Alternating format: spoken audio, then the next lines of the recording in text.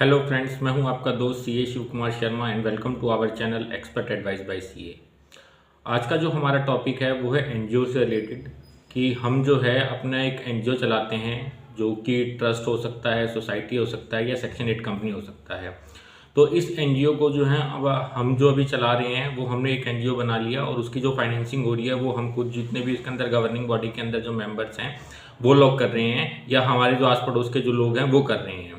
तो हम जो है अपने एनजीओ को जो है आगे बढ़ाना चाहते हैं और इसके अंदर जो है फंडिंग जो है हम ज़्यादा से ज़्यादा लेके आना चाहते हैं। तो हम क्या कर सकते हैं? देखिए, पहले क्या होता था कि जो भी बड़े बड़े एंटरप्रेन्योर्स होते थे वो अपना खुद का एनजीओ बना के जो है लोगों को सोशल वेलफेयर एक्टिविटीज़ जो है वो करते थे। इसके बाद जो है धीरे धीरे लोग जो है कमर्शलाइज होते गए और धीरे धीरे जो है ये सोशल वेलफेयर एक्टिविटीज़ जो एंटरप्रेन्योर्स हैं उन्होंने करना कम कर दिया। तो गवर्नमेंट ने जो है इस चीज़ को देखा कि ये बड़े बड़े जो एंटरप्रेन्योर्स हैं ये प्रॉफिट कमा रहे हैं और इस प्रॉफिट को जो है सोशल वेलफेयर के ऊपर जो है लगा नहीं रहे। तो उन्होंने जो है कंपनीज एक्ट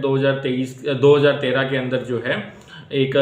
प्रोविज़न डाला सीएसआर से रिलेटेड, जिसके अंदर उन्होंने कहा कि जो भी कंपनी जो है उन्होंने एक स्पेसिफाइड क्राइटेरिया बता दिया, जिसके अंदर उन्होंने कहा कि जो भी कंपनियां इस क्राइटेरिया के अंदर फिल करेंगी उनको जो है सीएसआर की स्पेंडिंग करनी पड़ेगी। अपना जो भी उन्होंने प्रॉफिट जनरेट किया होगा उसका जो है 2% जो है वो सोशल वेलफेयर के ऊपर खर्च करेंगे।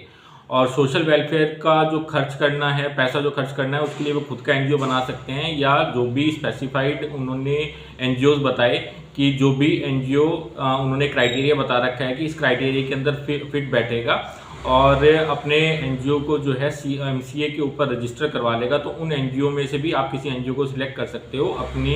जो भी स्पेंडिंग करनी है उसके लिए। और ये जो स्पेंडिंग का जो पैसा होगा उसको जो है जब भी किसी एनजीओ को दिया जाएगा तो उससे पहले जो है एक उसका प्रॉपर्ली एक कमेटी बैठेगी उस कंपनी की और वो कमेटी डिसाइड करेगी कि किस एनजीओ को जो है फंडिंग देनी है और किसको नहीं देनी है। तो इसके लिए जो है अगर आप किसी ट्रस्ट, सोसाइटी या सेक्शन 8 कंपनी के मेंबर हैं तो आपको जो है एमसीए का जो फॉर्म CSR 1 का जो रजिस्ट्रेशन होता है वो करवाना चाहिए, जिससे कि जो है आप गवर्नमेंट जो ये कॉर्पोरेट्स की जो फंडिंग होती है उसके लिए भी एलिजिबल हो जाएंगे। जो अगर आप CSR 1 का रजिस्ट्रेशन करवाने जाते हैं तो उसकी प्राइमरी कंडीशन ये है कि आपका एनजीओ के पास जो है वो 80G और 12A का रजिस्ट्रेशन होना चाहिए और आपका जो एनजीओ वो एटलीस्ट 3 ईयर्स पुराना होना चाहिए और उनके पास ये एक्सपीरियंस होना चाहिए एक्टिविटीज़ करने का कि अगर आपको फंडिंग मिल भी जाती है तो आप उसको जो है प्रॉपरली यूटिलाइज कर भी पाएंगे कि या नहीं कर पाएंगे। तो आपने जो है मान के चलिए आपने रजिस्ट्रेशन कराने का मन बना लिया, तो बात ये आती है कि अब हमें रजिस्ट्रेशन कराने के लिए क्या क्या डॉक्यूमेंट चाहिए। तो सबसे पहले जो है आपको आपका एनजीओ का पैन कार्ड देना पड़ेगा। उसके बाद जो है आपको अपना रजिस्ट्रेशन सर्टिफिकेट, सोसाइटी, ट्रस्ट या सेक्शन 8 कंपनी जो भी है तो उसका जो भी आपके पास रजिस्ट्रेशन का सर्टिफिकेट होगा आपको वो देना पड़ेगा। उसके साथ साथ जो है आपको 80G और 12A का रजिस्ट्रेशन सर्टिफिकेट भी देना पड़ेगा। इसके बाद जो है आपके एनजीओ का कंप्लीट एड्रेस हो जाएगा और मेल आईडी, मोबाइल नंबर हो जाएगा, जिसके अंदर जो है आपके OTPs आएंगे। ये मेल आईडी और मोबाइल नंबर आपको उस पर्सन का देना है जो कि कंटिन्यूसली इस एनजीओ के साथ जुड़ा रहे, क्योंकि होता क्या है कि ये जो रजिस्ट्रेशन प्रोसेस होता है इसमें आप अमेंडमेंट का अभी कोई प्रोसेस है नहीं। आपने जो मेल आईडी और मोबाइल नंबर डाल दिया, सारी कम्युनिकेशन जो है उसी के ऊपर जाएगी। तो आपको इस चीज़ का ध्यान देना है कि जो बंदा हमेशा इस एनजीओ के साथ जुड़ा रहे आपको अभी डिटेल सिर्फ उन्हीं की देनी है, किसी भी अकाउंटेंट वगैरह की आपको जो है डिटेल नहीं देनी चाहिए, जिससे कि आपको बाद में जो है इश्यूज फेस करने पड़े। इसके बाद जो है आपने ये डॉक्यूमेंट्स दे दिए और साथ में जो है आपकी गवर्निंग बॉडी के बिहाफ पे जो भी पर्सन साइन करेगा एमसीए फॉर्म के ऊपर उनकी डिटेल्स आपको देनी है, उनका पैन नंबर देना है और उनका जो है आपका डिजिटल सिग्नेचर लगेगा इस फॉर्म को साइन करने के लिए। जब ये डॉक्यूमेंट्स आप जो है आपके पास रेडी हो जाएं तो उसके बाद आप किसी चार्टर्ड अकाउंटेंट को जो है कांटेक्ट कर सकते हैं। वो आपकी इस रजिस्ट्रेशन प्रोसेस के अंदर हेल्प करेंगे, क्योंकि चार्टर्ड अकाउंटेंट के जो हैं उसके ऊपर सर्टिफिकेट के ऊपर साइन होंगे कि उन्होंने जो भी डॉक्यूमेंट्स हैं उनको प्रॉपरली वेरीफाई किया है कि नहीं किया। तो जब आप ये डॉक्यूमेंट्स वेरीफाई करके एमसीए पोर्टल पे जो हैं रजिस्टर करेंगे तो आपके पास जो है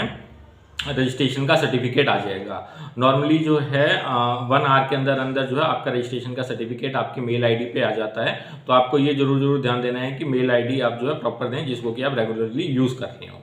अब आपने जो है आपका रजिस्ट्रेशन का सर्टिफिकेट भी आ चुका आपके पास, मान के चलिए आपने रजिस्ट्रेशन करवा लिया। अब क्वेश्चन ये उठता है कि भाई मैंने रजिस्ट्रेशन एमसीए का भी करवा लिया तो अब मेरे को फंडिंग कम से मिलना स्टार्ट होगी। तो मान ये देखिए कि ये जो रजिस्ट्रेशन प्रोसेस है ये आपका एक बेसिक क्राइटेरिया है कि आपके पास ये रजिस्ट्रेशन तो होना ही होना चाहिए। अब ये ज़रूरी नहीं है कि आपने रजिस्ट्रेशन करा लिया तो आपको फंडिंग मिलेगी ही मिलेगी। इसके लिए जो है आपको उन कंपनीज़ को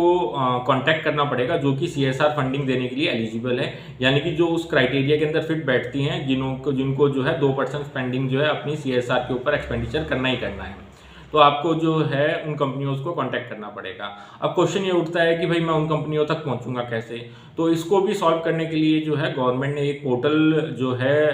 लॉन्च किया हुआ है जिसको बोलते हैं नेशनल CSR एक्सचेंज पोर्टल। इस पोर्टल से रिलेटेड भी हमारी एक वीडियो ऑलरेडी जो है हमारे यूट्यूब चैनल पे आ चुकी है। अगर आपने अभी तक नहीं देखी है तो आपकी सुविधा के लिए जो है हम उसका लिंक इसके वीडियो के डिस्क्रिप्शन में दे देंगे, तो आप वहां से जाके उस वीडियो को देख सकते हैं कि आपको नेशनल CSR एक्सचेंज पोर्टल का जो है रजिस्ट्रेशन किस तरीके से करना चाहिए। आप जब उसका रजिस्ट्रेशन करा लेंगे नेशनल CSR एक्सचेंज पोर्टल का, तो आप जो उस पोर्टल में लॉगिन कर पाएंगे और लॉगिन करने के बाद जो है आप